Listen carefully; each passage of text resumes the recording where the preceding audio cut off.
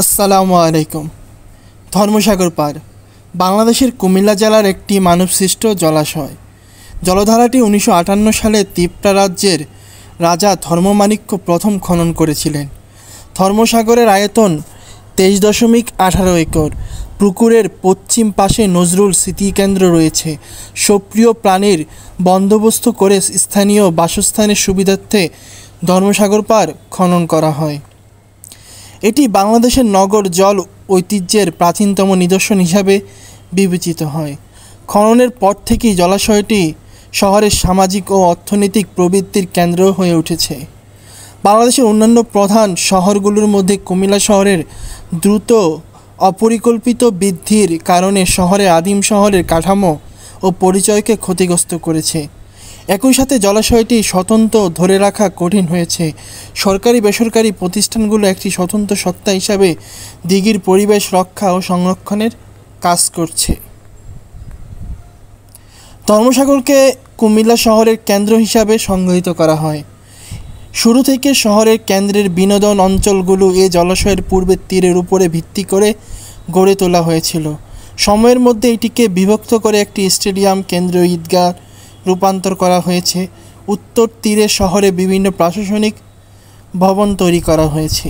দিঘির পশ্চিম পাড়ে ঘেঁষে চলমান হাঁটাপথ ও শহরের একমাত্র খোলা জায়গা, যাই হোক ব্যক্তিগত আবাসিক সম্পত্তি ও সম্পূর্ণ দক্ষিণ তীর ও কঠোর ঘন গতায়ন অবরোধ পাড়ের অপরিকল্পিত উন্নয়নের জলধারাকে চরিত্র নষ্ট করছে, এর পিছনে নেতিবাচক জায়গা তৈরি করেছে।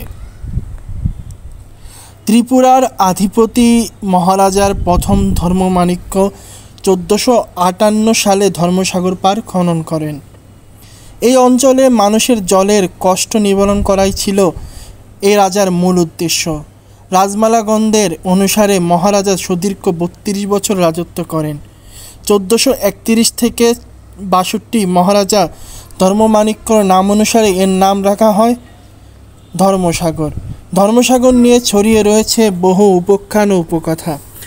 কাজী নজরুল ইসলাম কুমিল্লা ভ্রমণে আসলে শচীন বর্মনের সাথে যেসব জায়গায় সময় কাটাতেন তার মধ্যে ধর্মসাগর পাড় অন্যতম। এছাড়াও আপনারা ধর্মসাগরের পাড়ে পাবেন চমৎকার বসার কিছু জায়গা।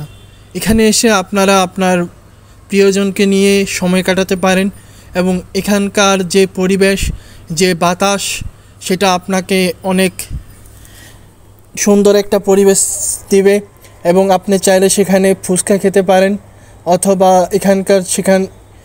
চাইলে কিন্তু আপনারা নৌকা আছে, নৌকা দিয়ে আপনারা পুরা ধর্মসাগর পাড়টা ঘুরতে পারেন।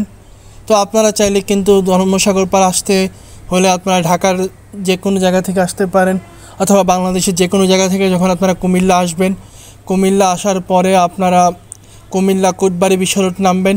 কুমিল্লা কোটবাড়ি বিশ্ব রোড নামার পর এরপর সেখান থেকে একটা সিএনজি নেবেন অথবা আপনারা শাসনগাছাও যদি চলে যান সেখান থেকেও একটা সিএনজি নিয়ে আপনারা কিন্তু ধর্মসাগর পাড় আসতে পারেন।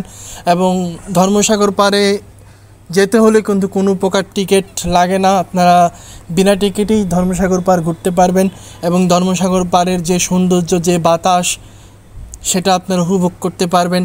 এবং আপনারা চাইলে কিন্তু ঢাকা থেকে এসি, নন এসি বাস আছে, ট্রেন আছে, যে কোনো মাধ্যমেই কিন্তু আপনারা আসতে পারেন।